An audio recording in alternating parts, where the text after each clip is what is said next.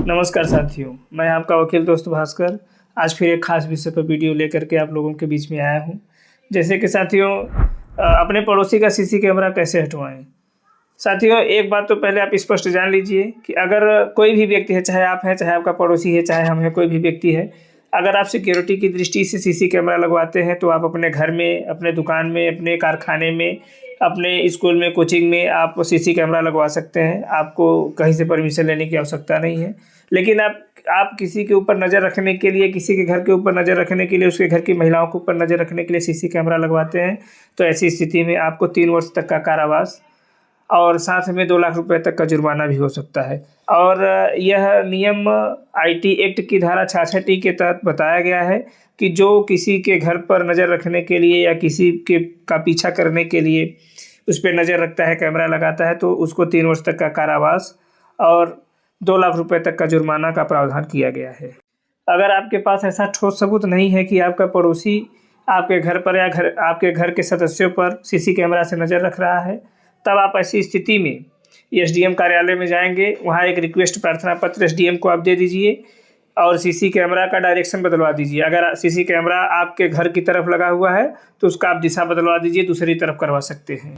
अगर आपके पास पक्का सबूत नहीं है और आप अपने पड़ोसी के ऊपर आईटी एक्ट की धारा 66 के तहत कार्रवाई कर देते हैं, तब ऐसी स्थिति में आपका पड़ोसी आपके ऊपर मानहानि का दावा कर देगा, जो बड़ा लंबा चौड़ा दावा होगा। हो सकता है आपके ऊपर लंबा जुर्माना हो जाए। तो जब आपके पास ठोस सबूत ना हो कि आपका पड़ोसी सीसी कैमरा के माध्यम से आपके घर पर नज़र रख रहा है, आपके घर के सदस्यों पर नज़र रख रहा है, तो ऐसी स्थिति में आप वही रिक्वेस्ट प्रार्थना पत्र एसडीएम के यहाँ दे करके केवल सीसी कैमरा का दिशा डायरेक्शन आप चेंज करवा दीजिए बस। बाकी इससे आपकी सारी समस्या का समाधान हो जाएगा।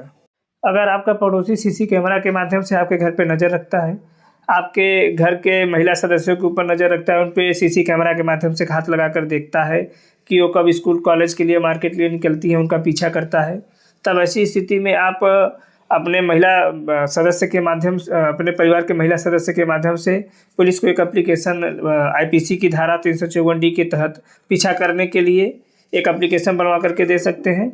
और कैमरे से लगातार घात लगाकर देखने के लिए, पीछा करने के लिए, लगातार कैमरे से देखने के लिए आईटी एक्ट की धारा 66E के तहत उसके ऊपर कार्रवाई करवा सकते हैं। इससे वह दोषी दंडित भी हो जाएगा और सीसी कैमरा भी उसका उतर जाएगा। अगर कैमरे से आपका पड़ोसी आपके घर की महिला को नहाते हुए या कपड़े चेंज करते हुए नज़र रख रहा है और इसका आपके पास ठोस सबूत है, तब ऐसी स्थिति में आप उस महिला सदस्य से आईपीसी की धारा 354C के तहत कार्रवाई कर सकते हैं। उसको दोषी दंडित, ऐसे पड़ोसी को दोषी दंडित करा सकते हैं।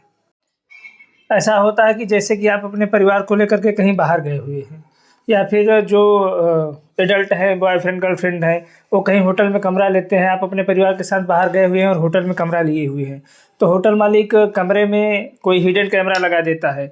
तो ऐसी स्थिति में अगर आपके पास उसका सबूत है कि हिडन कैमरा लगा हुआ है, तब आप उसके ऊपर आईपीसी की धारा 354C के तहत कार्रवाई कर सकते हैं, क्योंकि आपने उस रूम का किराया दिया है।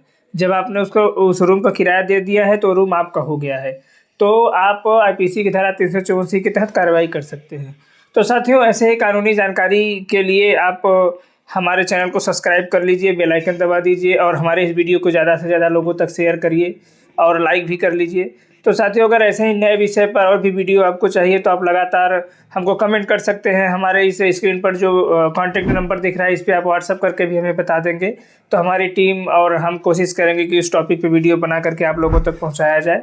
हमारे साथ बने रहने के लिए, हमारा पूरा वीडियो देखने के लिए हृदय की गहराइयों से बहुत बहुत धन्यवाद, बहुत बहुत शुक्रिया।